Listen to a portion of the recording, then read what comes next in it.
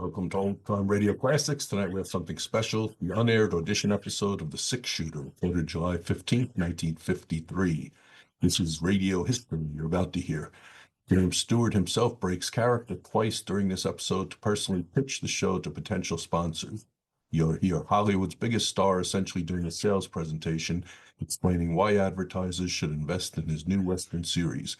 The audition used a script Frank Burt had already tested on Hollywood Star Playhouse the previous year. Stewart had played Britt Ponset once before in April 1952, and the response convinced NBC to pursue a full series. William Conrad, who will become famous as Matt Dillon of Gunsmoke, plays Sheriff Scofield here. What makes this recording remarkable is its honesty. Stewart wasn't just reading lines, he believed in this character. His personal appeals reveal genuine enthusiasm for the material. When Chesterfield Cigarettes came calling with sponsorship money, Stewart refused. He felt tobacco advertising conflicted with his wholesome screen image. Coleman Heaters eventually signed on, giving NBC enough confidence to greenlight the series. 2 months after this recording, The Six-Shooter premiered to national audiences. Consider this a time capsule from radio's final golden moments. This is The Six-Shooter Audition Show.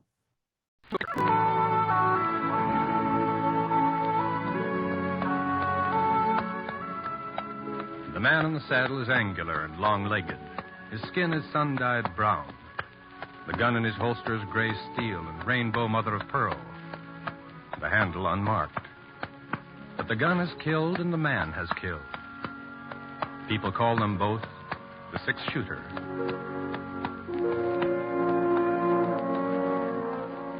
Presenting one of the screen's favorite stars, Mr. James Stewart as the Six-Shooter. Based on the timeless legend of Britt Ponset, the Texas plainsman who brought single-handed justice to the Western Territories.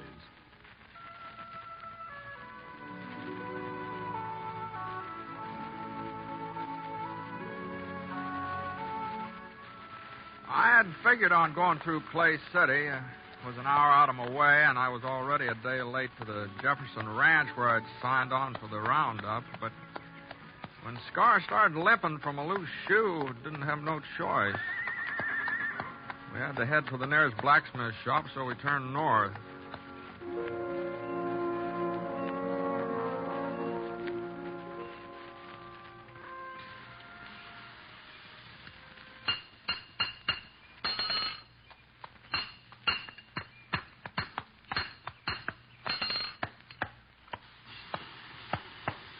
Howdy, mister. What's the trouble? The horse losing a shoe. Well, let's have a look. All right, raise it up, fella. Come on, boy. It's split, mister. He needs a new one. Okay, boy. Can you take care of it? Oh, sure. Bring him over here. Hey, what happened to Red? Fella used to own this shop. Went to Nevada chasing silver. I bought him out. Oh, yeah, you don't look very much like a blacksmith, huh? Oh, I'm stronger than I look. Heavier, too. What do you think I weigh, mister? Oh, I don't know. Go on. Take a guess. 120? 30? Well, no more than that. You a betting man, mister? Well, sometimes. Well, I say I weigh over 130. If I don't, you get the new shoe for nothing. If I do, you pay me double. What do you say? You got a set of scale? Don't need no scales. What do you say, mister? Is it a bet? Well, don't seem to be no way of proving it. All you got to do is lift me up. You look like a man who can judge weight. What do you say? Okay, all right, it's a bet. All right, mister, just heist me. If you don't think I weigh more than 130, the shoe is free. All right. I never tried to judge a man's weight before, but all right. There we go. Well? Oh, I'll be dogged. I'm packed solid, mister. Real solid. You're packed tighter than a steer. Hey, you must weigh 150 pounds. Yeah, you see? What did I tell you? 158. The horseshoe's going to cost you money, mister, but you ain't the only one. Ever since I bought the shop, there ain't been a stranger come through Clay City but what he paid double for his first horseshoe. You ain't sore, mister? No, that was a fair bet. Sure it was. I told you I was heavier than I look. That's what folks call me, Heavy Norden. My real name's George, but everybody calls me Heavy. What's your name, mister? Ponset. Britt Ponset. Fella they call the Six-Shooter? Well, doggone it. I've heard about you, mister. I've sure heard about you. Oh, would have recognized you if I'd have noticed your gun. Sure is fancy, ain't it? Hey, do you mind showing it to me? No. Here, catch. Real fancy. Just like Sheriff Scofield said. He says he's seen you fire 6 shots with it while Whitey Jackson was getting off his first bullet, that time down at Eagle. Well, the sheriff kind of likes to build up a story. Oh, he swears it's the truth. Here's your gun, Mr. Ponset. Thanks. Sure. You was mighty quick in getting into Clay City. How'd you hear about it so fast? Well, to hear about what? The holdup at the Fargo station last night. Ain't that why you come? Nope. No. I was headed past town. I turned off because Scar got that loose shoe. Well, now, ain't that a coincidence? Fellow holds up the Fargo office, kills 1 man, maybe 2, gets away with $5,000, and 12 hours later, you ride into town. Well, they got any idea who did it? Nope, not a single solitary one, from what I hear. Like I say, the deputy agent was dead when they found him. Other fella, Fred Wilmer, a friend of his, got shot up pretty bad. Ain't done no talking yet. Doc says maybe he never will. Did Sheriff Scofield take out a posse? Nope, ain't nobody to go. Most of the men signed up for the Jefferson Roundup. Left town day before yesterday. Here, the Jefferson Ranch is paying good money this year. Yeah. You seen the sheriff this morning? No, not lately. Might be over to his office. I think I'll walk down that way while you're fixing up Scar. Sure, Mr. Ponset. That's a darn good idea. Sheriff Scofield will be real glad to see you.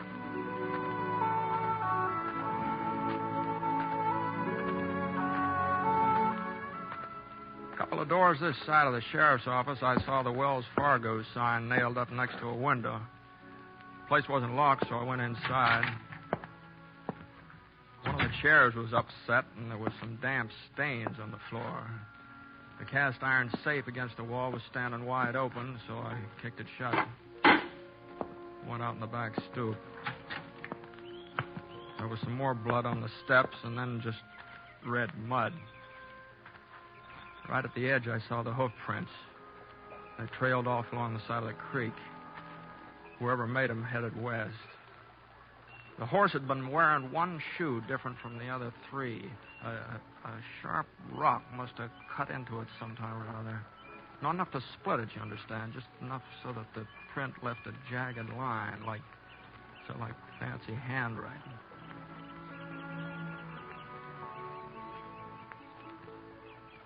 Find something, Britt? Oh, hello, Sheriff. I was heading your way. Yeah, I just saw Heavy. He told me you was in town.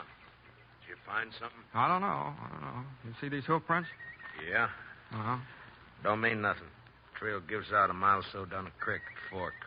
Uh-huh. Has Clay City had any other trouble lately yet? No, not a bit. I guess any town's got to expect a hold up once in a while, though. No, I heard it was a little more than that. Yeah, that's right. Fred Wilmer able to talk yet? Afraid not. Doc said he'd let me know first thing he'd come around. Took him out to his ranch. You've been out there to see him since last night? Wasn't no reason.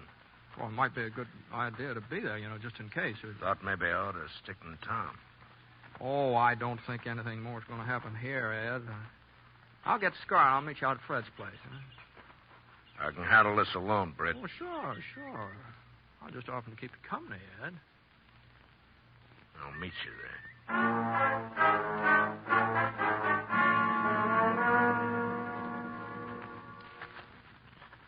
He's all fixed up, Mr. Ponset. Tied him up around the side so he'd be in the shade. Thanks, Harry. Thank you. Did you find Sheriff Scofield? I told him you was in town. Yeah. Did you figure out anything? Well, not so far. Oh, you will. Sheriff's a good man. Why, you and him together, you'll get whoever done it. No, maybe so. You're the only blacksmith round here, ain't you, Heavy? Only one for 40 miles. Uh-huh. You ever see a horse with a shoe that's got one jagged edge, left hind leg? A lot of shoes got jagged edges, Mr. Ponset. Yeah, well, I'll show you what I mean. I ain't much of an artist. Now, here, it kind of looks a little like this. Seems to me I seen a shoe like that just the other day. Oh, sure, I remember. Told him he ought to get a new one for it. Ben Scofield, that's who it was, just the other day. Ben? The sheriff's kid. You know him, don't you, Mr. Ponset? Oh, sure. I ain't seen Ben in a couple of years. Oh, you wouldn't recognize him if you did. He just sort of growed up overnight. Yeah, I guess he has.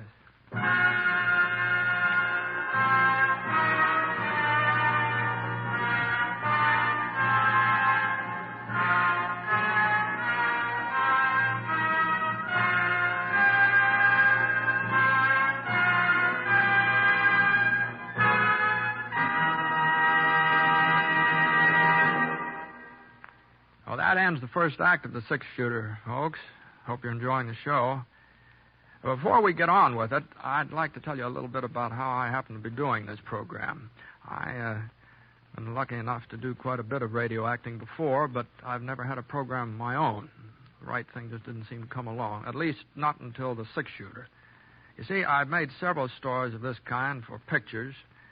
That is, honest, legitimate stories of the West, and I hope that this series can offer the same type of enjoyment with the same integrity. We think it's the sort of program the whole family will enjoy, and we think that the character of Britt Ponset typifies some of the greatness that built America. We'd be pleased if you agreed with us. And now, Act 2 of The Six-Shooter, starring Jimmy Stewart.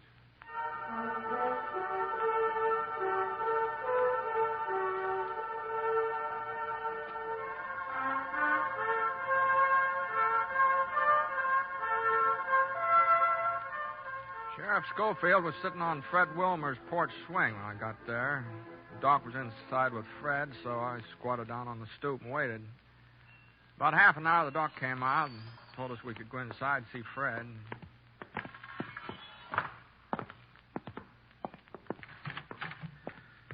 Fred was lying on a cot, breathing hard. The white cloth across his chest was stained pink, and his voice sounded like it was full of air. We was just sitting in the express office talking. Sam and me. Didn't hear the back door open. Must have left it unlocked. Turned around and there he was, holding his gun on us. You got a look at him, Fred? Handkerchief over his face, Sheriff. I couldn't see nothing. Just the gun. They told Sam to open the safe. There wasn't nothing else he could do. Sure. He took the money, walked over to the door. Yeah. Looked at us for a minute, and then shot. Didn't have no reason. He hit Sam in the face and hit me in the chest. He didn't have no reason. Take it easy, Fred. Take it easy now. It's just like he enjoyed shooting at us. That's how it was, like he enjoyed it. Maybe he was scared. Oh, he wasn't scared, Sheriff. He didn't have no reason. Thought he killed us both. Then he started down the steps. I got my hand on the shotgun and let him have it. You hit him? I don't know. Maybe he gave a yell and rode off. Uh-huh. What kind of a fellow was he? Was young, old? I couldn't see his face. Young fellow, I'd say, though. How young? 17, 18, full grown. Was he tall, short? Medium. About the size of your kid, Ed. About that size. Got enough for you, Ed? Yeah, that's enough. You think you'll get him, Britt? Sure, Fred. Sure. Come on, Ed. Didn't have no reason to shoot, no reason.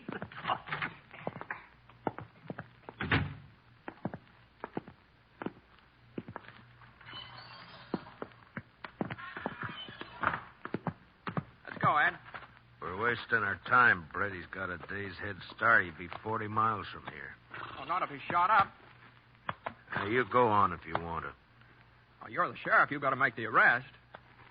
You ain't never been so particular before. Well, maybe not, but this time I'm particular.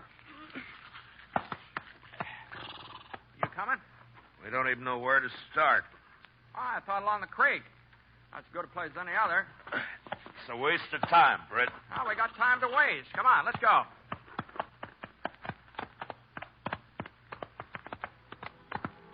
We picked up the trail along the creek headed west. It wasn't hard to follow, and every once in a while we'd see a few drops of blood spattered against the shrub bush.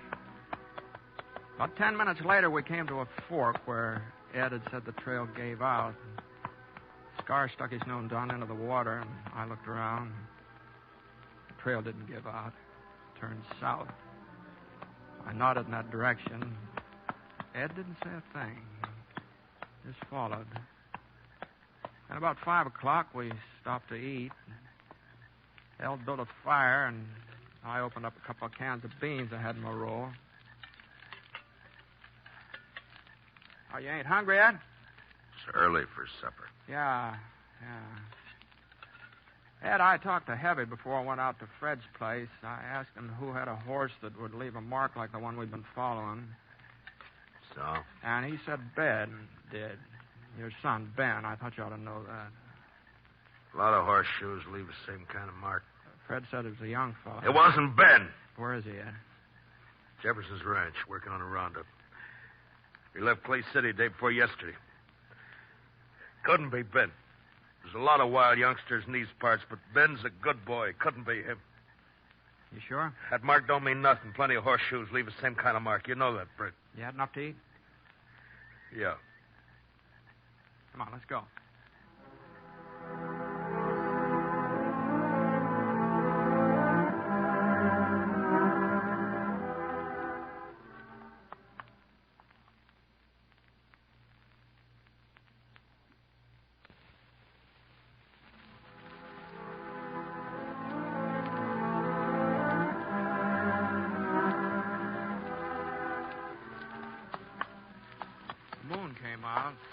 Thin, yellow.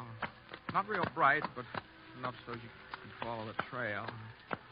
For about 3 miles, there wasn't no blood. He must have wrapped something around the wound. Wrapped it real tight. And then we found the bandage. A piece of shirt tail sopped through. For the next mile, he'd been bleeding a lot, worse than ever. He was hit pretty bad. Looks like it. He couldn't have gone much further because... Hold it, Scar. Ed. Yeah. Hold on. Over there in the gully, that cabin. Yeah. Whose is it? Used to belong to Jake Levant. Died a couple of years ago. Ain't nobody living there now. There's somebody living there. Huh? Out and back. There's a pony. Better go ahead on foot.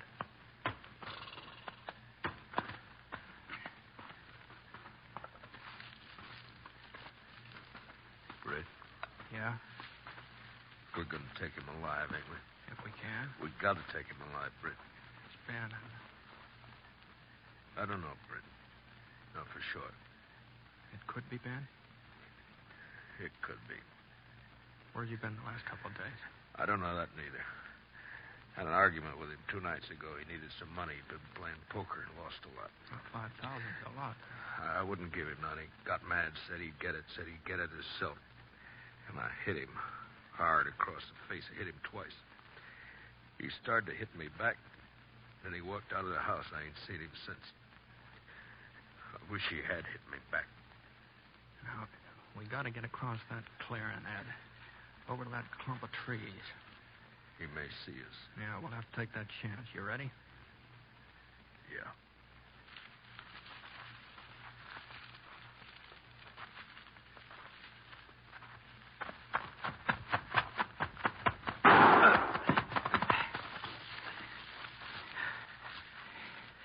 You all right? Sure.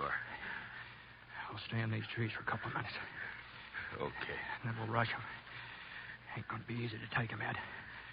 Now that he's spotted us. You ain't gonna kill him, Britt. I ain't going to let him kill me. It ain't his fault, Britt. It's mine. You know that ain't so. No, it's the truth. It's my fault.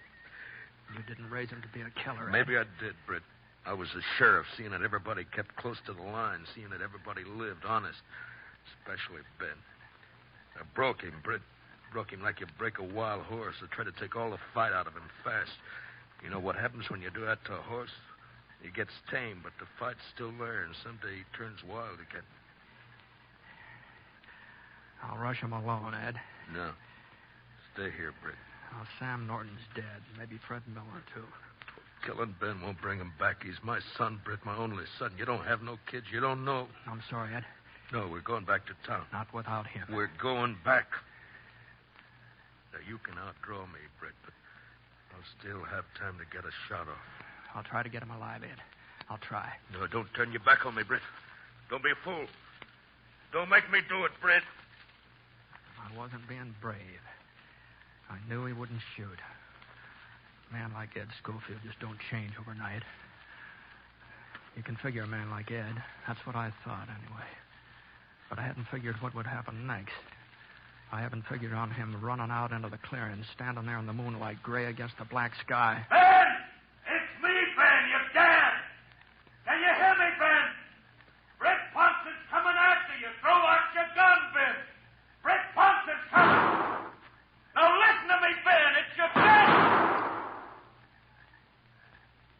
I saw him go down real slow, like his legs had buckled under him. I couldn't tell how bad he'd been hit. He rolled down a gully out of range, and I crawled forward. I pushed myself past a couple of rocks and head toward the back door. The kid was in the kitchen. I couldn't see him, but I could hear him moving around, going from window to window, looking out, waiting for me.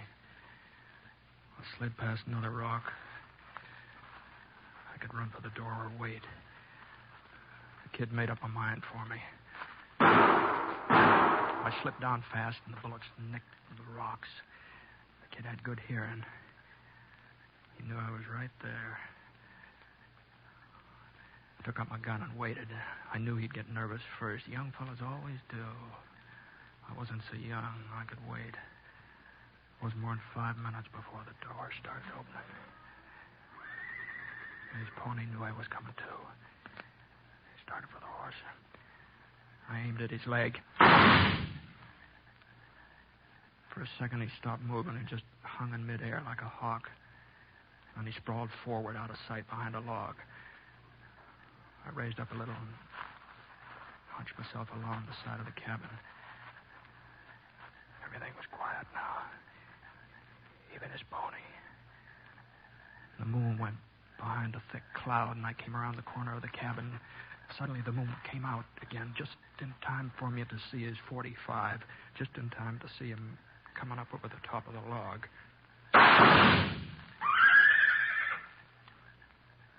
His revolver slipped out of his fingers, and I saw him trying to reach for it again.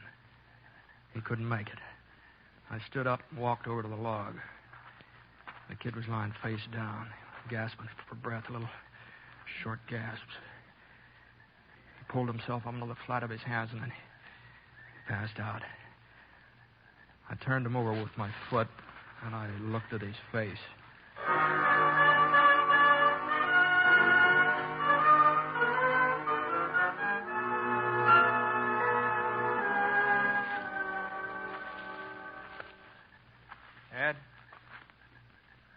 Ed?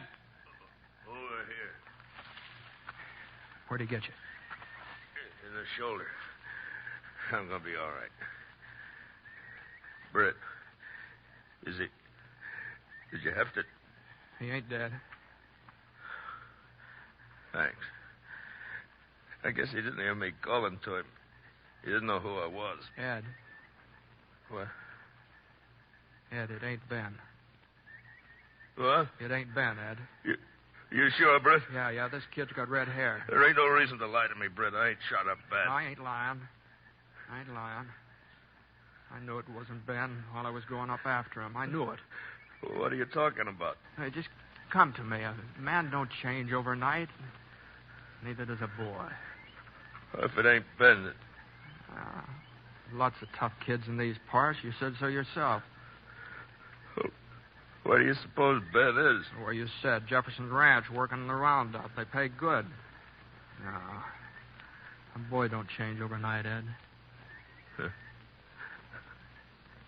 You able to ride back to town? Yeah, sure. I may have to take it a little slow. I'll get the kid. Britt. Yeah? You know something, Britt? I couldn't believe it was Ben neither. Not when he shot me. I just couldn't believe it. You know that, Britt? I know it, Ed. I know it.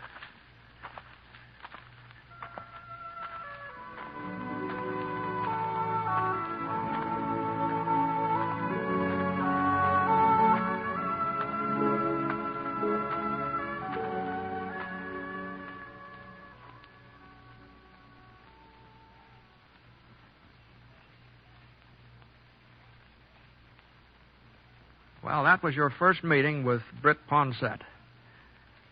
I hope you'd like to meet him again every week. And I also hope you'll try our product. It's something I've used myself, and it's never let me down. I don't think it'd let you down either. Maybe I'm not much of a salesman, but this product I don't think needs a lot of selling. As far as I'm concerned, it sells itself. So, I'd appreciate it if you'd buy it this week and give it a try. Let me know how you like it. So long, folks. We'll be seeing you.